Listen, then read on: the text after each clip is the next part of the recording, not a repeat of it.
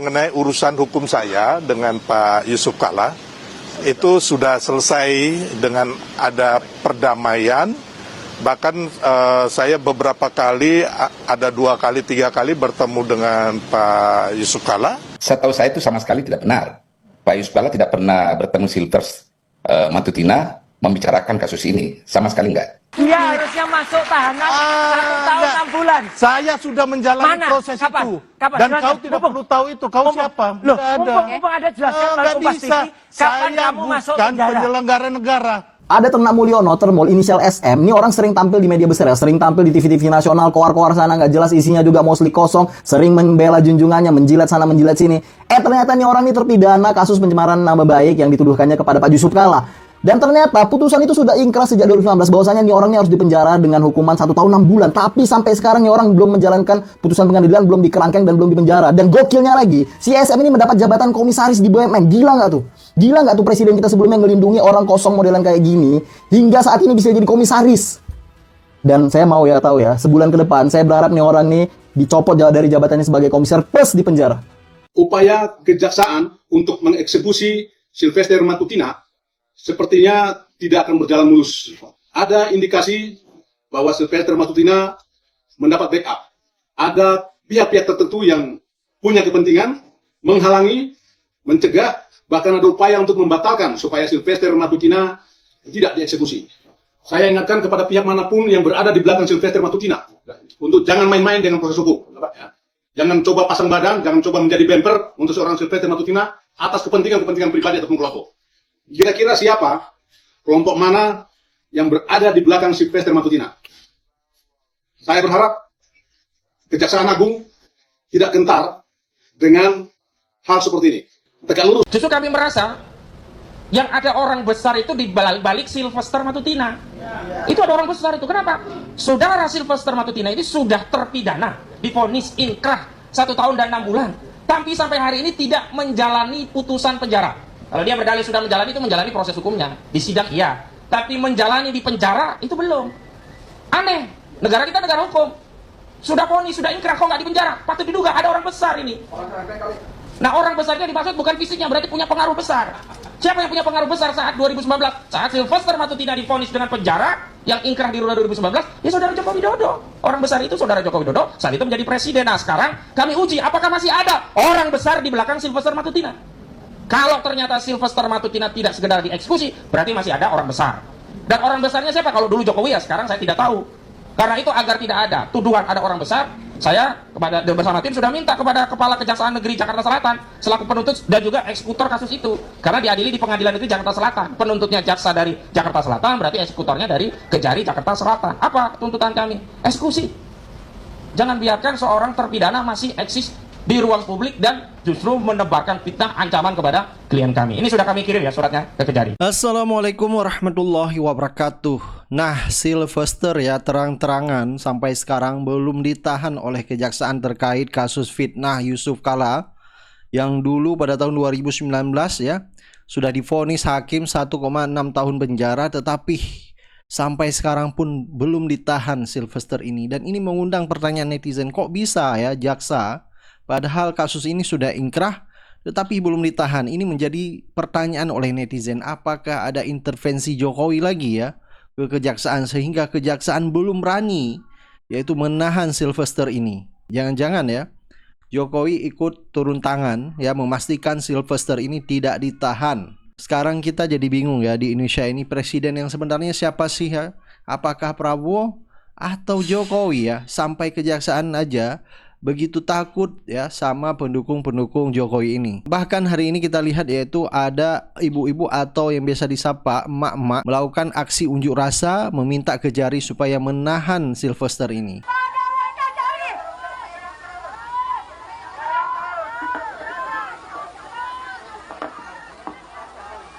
Tetapi kayaknya kita tidak bisa berharap banyak emang sama kejaksaan. Nggak bakalan ditahan ya. Padahal kemarin kejaksaan mengatakan akan segera mengeksekusi Sylvester. Hari ini diundang yang bersangkutan. Kalau dia nggak datang ya silakan aja nanti. Tidak harus eksekusi. Kalau nggak salah hari ini. Pastikan aja nanti. Coba tanya nanti ke pihak Kejari Jakarta Selatan. Tapi yang kemarin saya impor harus segera. Kalau sudah inkrah, Kita nggak ada masalah. Apakah nantinya misalkan dieksekusi di penjara, Bang, apakah Bang siap gitu? Tidak ada masalah, intinya kan saya udah menjalin proses itu, nanti kita lihat lagi bagaimana kelanjutannya ya. Ini langsung ke penjara sekarang atau? Oh enggak, belum ya, nanti kita atur dulu. Terima surat. Iya. Belum ada suratnya, belum ada surat. Ya, Oke. Baru narasi ya. ya, makasih. Oke, Yuk. Jadi bagaimana kira-kira ini penjelasan dari kejaksaan? Seharusnya kejaksaan memberi penjelasan kenapa Sylvester ini belum ditangkap ya, belum ditahan. Tetapi fakta yang kita lihat sampai sekarang pun masih didiamkan. Bahkan Mahfud MD ya ikut buka suara mengatakan seharusnya Sylvester ini ditahan secara paksa atau dijemput paksa. Saya tidak bicara sekalipun tentang dia. Terakhir saya baru tahu kalau dia itu narapidana, terpidana. Itu sesudah ribut dengan Roy Suryo di debat dengan televisi yang bilang, Roy Suryo kamu itu narapidana, kamu terpidana tapi belum masuk. Iya kan? Saya baru tahu itu. Ya. Di situ saya lalu mencari sumber. Ternyata betul ada direktori putusan MA nomor 287 tanggal 20 Mei tahun 2019. Ini sebelum jadi menteri. Ya. Itu dia sudah divonis inkrah dan sekarang mengaku sudah menjalani proses hukum. Kita tanya proses hukum apa? Inkrah itu kecuali masuk penjara, kan gitu. Saya sudah damai dan bermaafan dengan Yusuf Kalla. Tidak ada damai di dalam vonis hukum pidana itu. Tidak bisa ada damai dari vonis pidana, begitu Prof. Mahfud, harusnya tidak ada. Boleh. Tidak ada hubungannya antara damai dengan vonis. Hukum. Kenapa? Tidak ada kaitannya harusnya dengan berdamai bersama Pak JK dengan vonis yang harus dijalankan oleh Sylvester. Semestinya demikian. Damai itu urusan pribadi. Kalau orang terpidana itu musuhnya bukan orang yang menjadi korban, tetapi musuh orang terpidana itu adalah negara. Dan negara itu diwakili oleh kejaksaan. Jadi kalau ditanyakan siapa yang melindungi, saya menyalahkan kejaksaan. Gitu. Kejaksaan siapa periode yang itu menyuruh kejaksaan? Ya kita tidak tahu. Kan gitu kan? Pasti harus diasumsikan kejaksaan kita. Coba nih, saya punya data. Di tahun 2025 saja, sejak bulan Februari sampai sekarang, orang ditangkap oleh kejaksaan karena menghindari hukuman. 1 Ramlan di Bogor, 17 Juni 2025 baru nih. Kemudian Rifa'i, 19 Februari 2025. Asad Serang yang malah lari di Lani Jaya, Papua, ditangkap tanggal 15 Mei. Masa ini yang riwa-riwi di depan hidung kita nggak ditangkap? Kan kejaksaan itu punya tim tabur namanya. Tim tangkap buronan atau tim tangkap orang kabur. Ini yang nangkap orang-orang ini tadi. Nah, oleh sebab itu kejaksaan harus segera melakukan eksekusi atas ini. Ya, sebenarnya harus dijemput, harus dipanggil orang. Ini sudah 6 tahun gitu kan? Ya, Prof. Jadi kata netizen, inilah contoh ya hukum di Indonesia di 10 tahun terakhir Jokowi memimpin Indonesia ini, hukum rusak ya. Semua dirusakin oleh Jokowi, mulai dari undang-undang, KPK dilemahkan ya. Jadi memang kalau misalnya ada di sosial media yang mengatakan orangnya boleh cungkring, pelangak-pelongok, tapi menghancurkan segalanya. Jadi bisa menghancurkan. Itulah yang dilakukan oleh Jokowi. Hukum pun dipretelin oleh Jokowi. Kejaksa, polisi ya, sampai KPK tidak berani. Padahal presidennya sudah berganti. Karena ini pendukung Jokowi, jadi Prabowo pun hanya diam.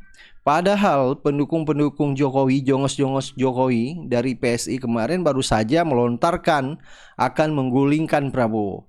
Dan ini bukan basa-basi ya, di sosial media juga ya dibocorkan oleh salah satu mantan BIN ya, mengungkapkan bahwa memang ada keinginan untuk melengsarkan Prabowo. Presiden Prabowo ini ada yang menginginkan supaya tidak sampai di 2029.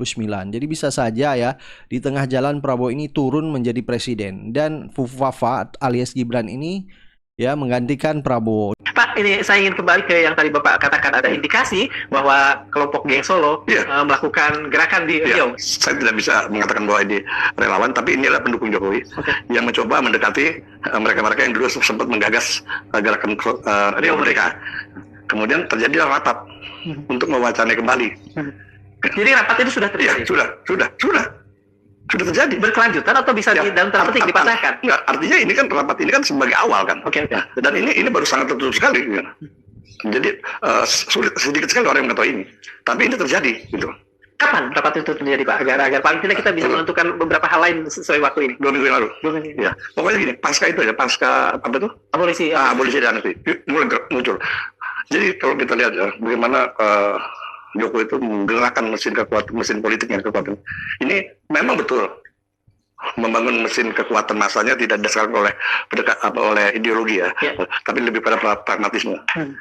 Itulah mengapa Jokowi mudah, karena dengan mudah si Rangwan jalan. Dan selalu begitu. Olinya banyak lah ya. Iya, selalu begitu. kemudian muncullah apa namanya perorangan maki-maki Prabowo gitu, muncul ini One Piece, nanti muncul lagi separatis, dan semua ini ya kan terkait pada posisi kondisi psikologis Prabowo yang mudah sensitif pada sisi itu. Pak Prabowo sendiri seberapa tahu, sudah diberitahu atau sejauh ini belum? Kalau yang kasusnya ini sangat baru sekali. Saya baru akan berbicara dengan ting-ting mereka. Nanti saya akan membicarakan itu soal kerawanan ini. Dan, tapi kalau sekarang ini Prabowo sudah melihat nih adanya posisinya menjadi sasaran nih sekarang ini, sasaran kan dari satu kekuatan politik tertentu kan.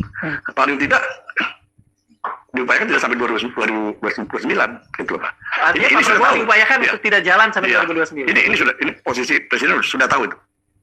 Makanya ketika muncul persoalan apa namanya One Piece, langsung seperti paranoid gitu Pak. Saya pikir publik ketika mengatakan ini jangan-jangan Gibran sah-sah aja, karena dia juga menggunakan simbol yang sama dan dia begitu bangga dengan simbol di 2024 itu ya. Iya, dan dalam beberapa event kenegaraan dia pakai itu gitu. Nah, kalau sekarang munculnya kan, kemudian kemunculannya luar biasa kan.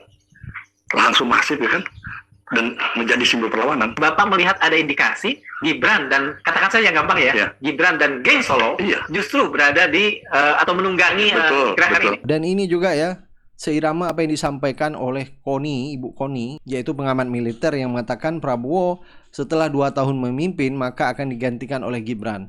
Apalagi kita lihat PSI Jongos Jokowi sudah menarasikan hal tersebut. Bisa-bisa ini terjadi. Tolong buat anak gajah dicatat ya.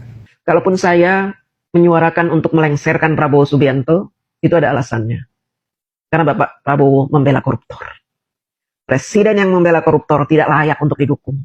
Tidak layak untuk memimpin NKRI. Prabowo itu nggak ngebelain koruptor, tapi membela hak asasi anak bangsa yang diperlakukan tidak adil. Karena katanya kezoliman yang diterima sama Tom Lembong dan Hasto itu atas perintahnya sesembahan elu. Kalau elu ngajakin buat lengserin Prabowo, berarti kita harus sekuat tenaga menjaga Prabowo. Soalnya, kalau Prabowo lengser, ntar kita bakalan dipimpin sama Gibran. Amit-amit jabang bayi.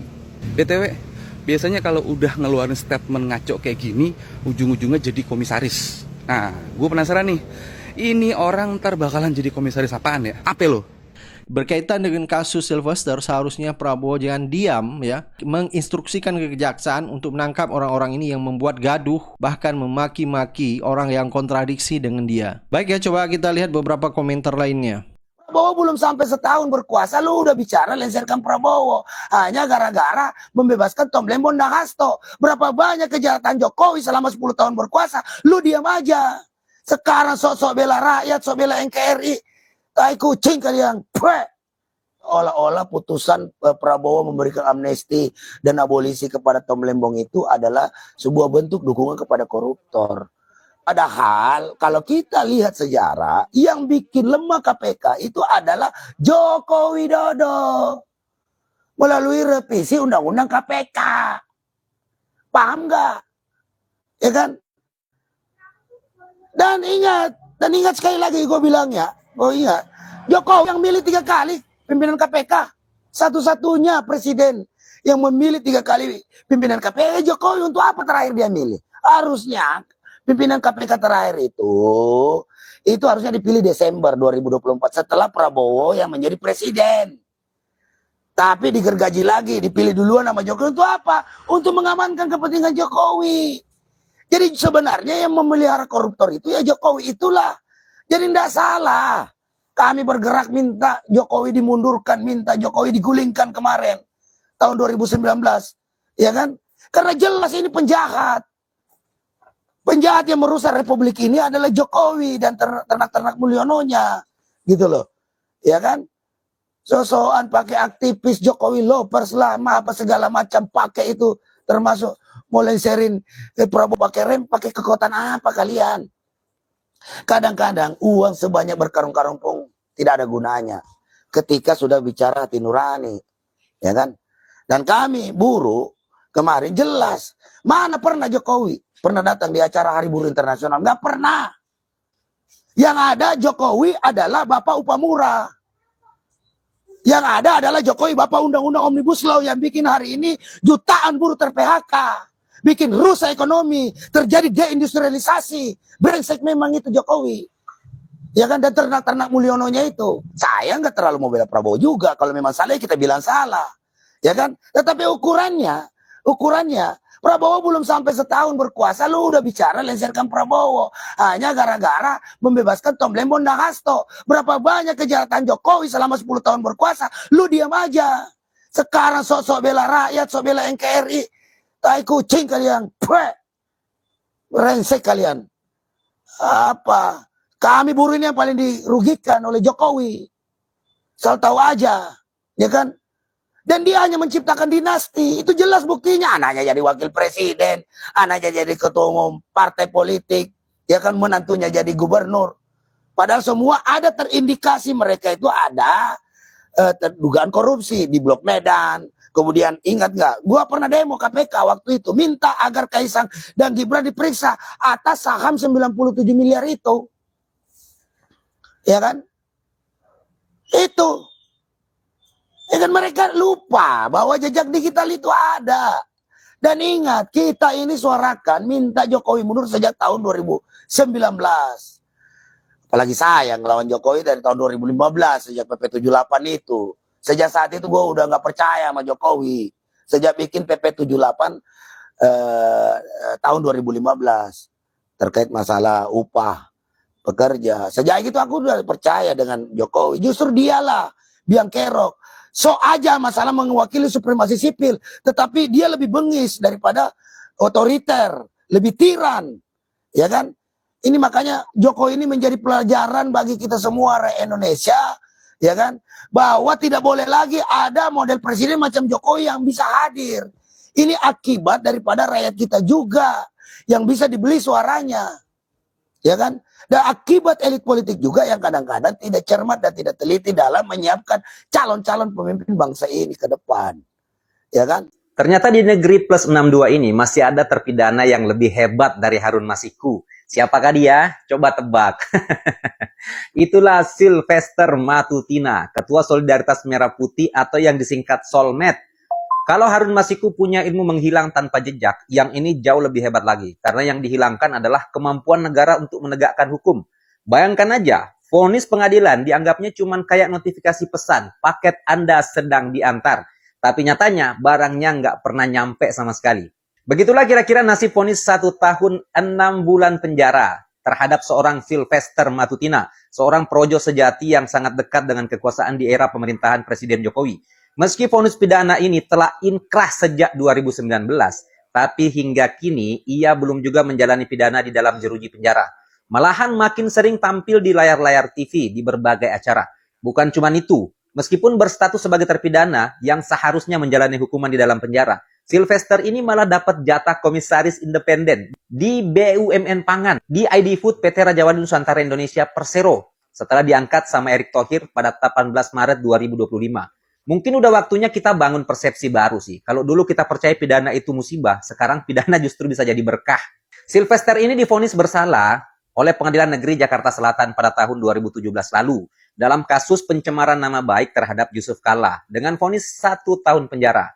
Kemudian di tingkat banding, putusan ini diperberat menjadi 1 tahun 6 bulan yang akhirnya dikuatkan oleh putusan kasasi Mahkamah Agung pada 20 Mei 2019 melalui putusan nomor 287. Katanya sih sudah ketemu Pak JK dan sudah damai juga dengan Pak JK. Tapi sayangnya klaim itu langsung dibantah sama juru bicara Pak JK. Bahkan disebut Pak JK ini tidak pernah ketemu dan tidak kenal dengan Sylvester. Panik nggak tuh? Ya panik lah.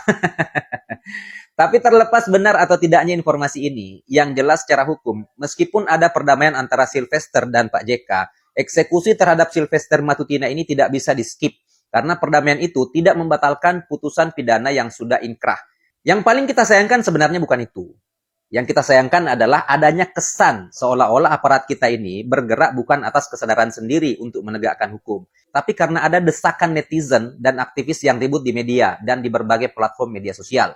Ya balik lagi ke salah satu asas hukum negeri Konoha, no viral, no justice. Gimana menurut kalian?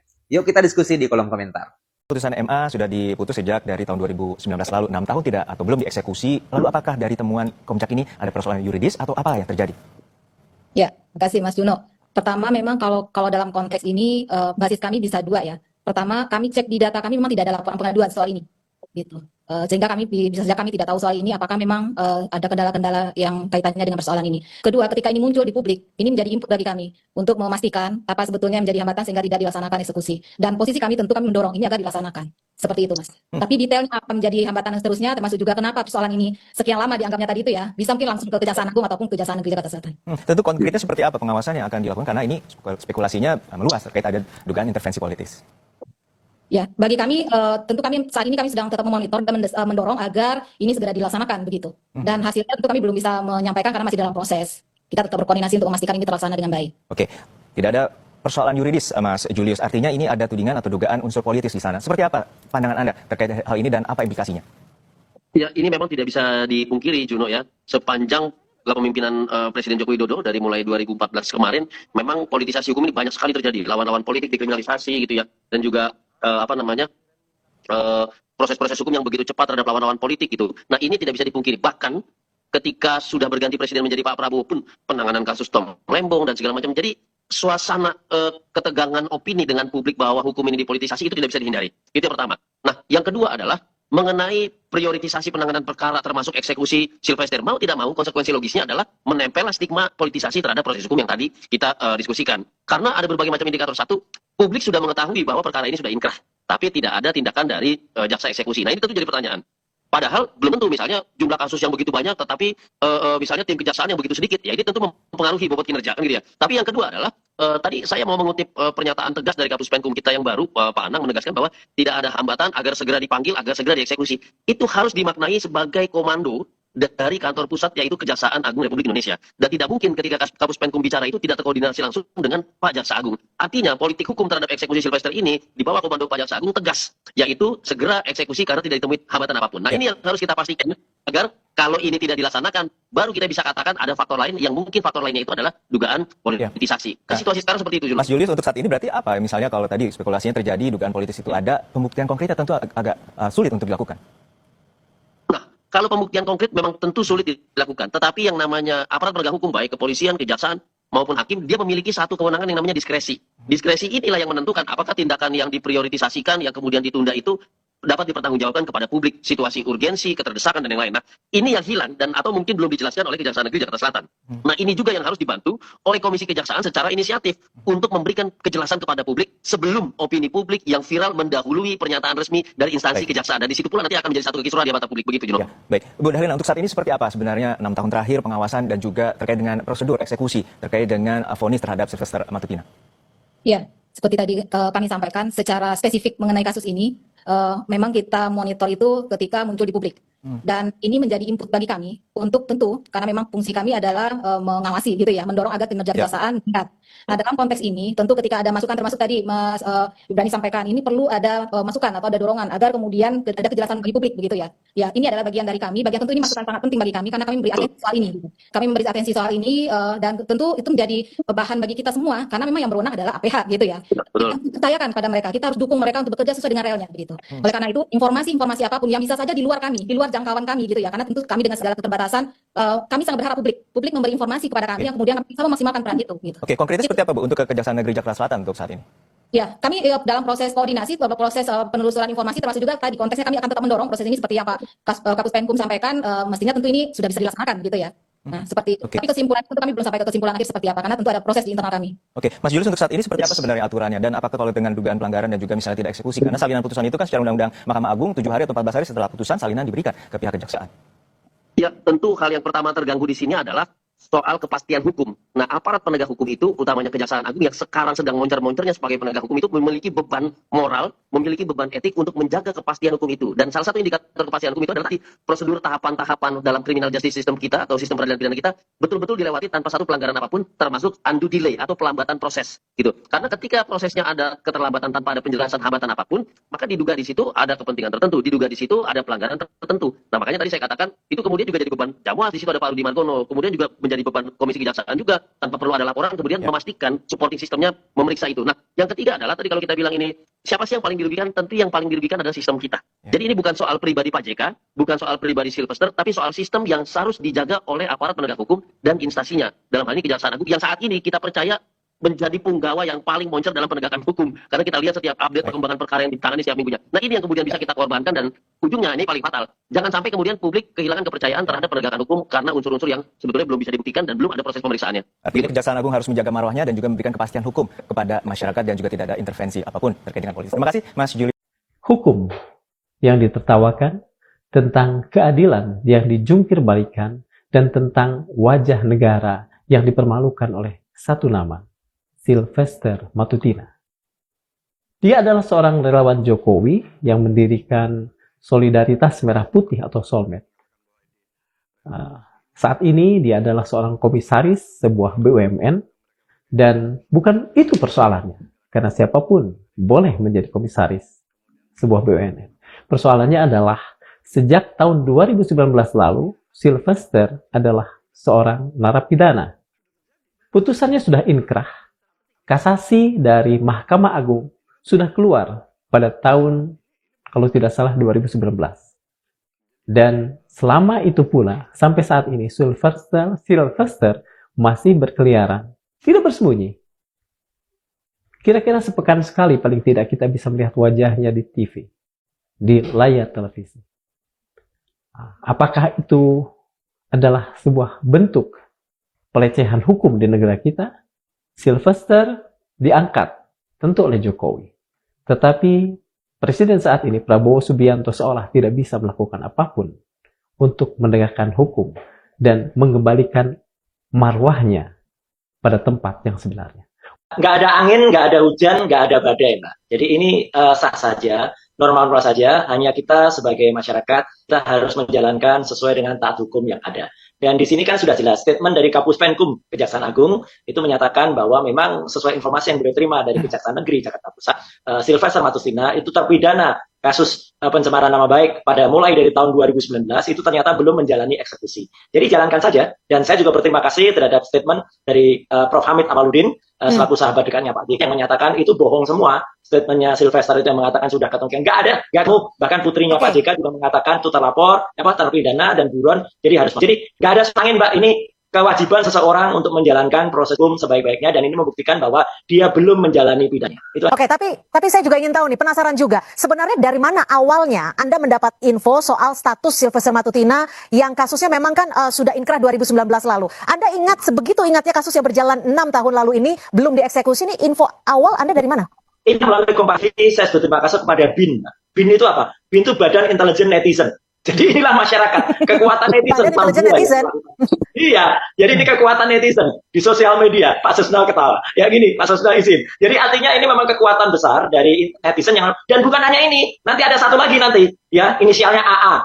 Inisialnya AA itu juga ternyata sudah SP3, ternyata kalah di Praper, itu juga harus menjadi tersangka lagi. Nanti deh, habis Sylvester deh. Nanti itu kita lakukan. Artinya ini dari masyarakat. Dari masyarakat ke masyarakat. Oh, ada orang besar. Semua kami itu orang kecil. Orang kecil, dan kami masyarakat biasa, bahkan disebut juga dulu pernah masyarakat jelata kami itu. Ya, jadi kami masyarakat biasa, dan itu banyak banget. Masyarakat ikut membaca semua putusan-putusan inkrah gitu, sedetil itu? Iya, enggak, ya saya nggak tahu mereka dapatnya dari mana, tapi jelas bisa saya tunjukkan kok. Gitu. Itu dari X ada, dari Instagram juga ada, mereka informasikan, ini loh Mas, ini kata si Sylvester itu belum masuk. Terus saya cek lagi itu, oh ternyata benar juga. Masyarakat cukup kuat ya, Mas Roy? Betul, iya banyak banget dari netizen. Ya, soal keterangannya dia sebagai saksi pelapor itu dari kepolisian ya. Tapi yang jelas kalau dia sudah menjalani perkara pidana ini, berarti dia tidak ada di tempat waktu kejadian, baik waktu di salah satu acara di salah satu TV atau dia ada di Solo waktu itu. Jadi karena dia kemudian bisa ada di sana pada dia belum menjalankan, ya biar masyarakat saja nanti menilai.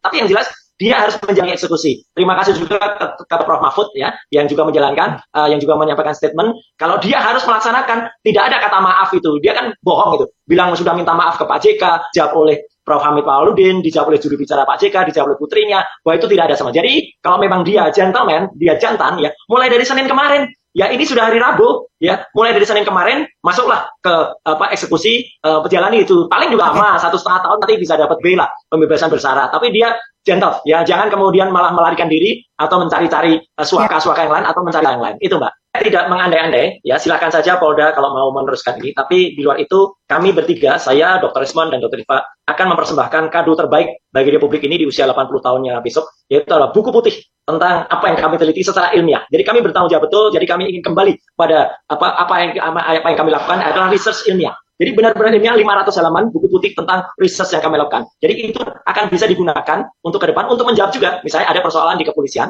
Tapi kalau menurut saya, ya ini ya jawab ini ya. Soal Sylvester saya sekali lagi koreksi dikit tadi, tidak pernah ada statement dari Prof. Hamid Awaludin yang mengatakan Pak JK sudah memberikan maaf. Nggak ada. Pak JK bahkan mengatakan tidak kenal dengan Sylvester dan tidak pernah datang. Dia bilang 3 kali itu nggak ada, bohong. Jadi Sylvester bohong lagi tuh bilang sudah minta maaf kepada Pak JK. Orang yang sudah bicara nih, Pak Hamid Awaludin dan juru bicara daripada Pak JK, bahkan putrinya Pak JK juga mengatakan dia adalah buron. Dan artinya jalankan itu, jangan sampai kemudian dia melarikan diri atau tidak kesatria. Jalankan hukumannya, dan kata Prof. Mahfud tidak ada maaf memaafkan ya, apalagi di bukan bulan Lebaran, tidak ada maaf memaafkan setelah inkrah. Kalau setelah inkrah, benar kata Pak Tusno, masuk dulu, dia harus masuk. Ya, kenapa itu kebesaran Pak Prabowo, tapi artinya masyarakat bisa menilai lah. Orang yang melarikan diri dari kenyataan 6 tahun dia sudah. Tapi gini Mas Roy, kalau kita bicara konstruksi hukumnya, Bang Sylvester kan tidak melarikan diri, ia tetap ada di Indonesia, bahkan tetap hadir, tapi memang tidak dieksekusi.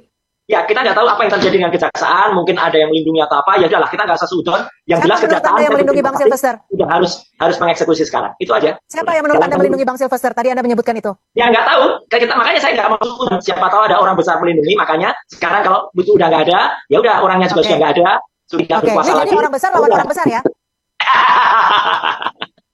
Udahlah, eksekusi aja. Terima kasih kejaksaan, jalankan itu.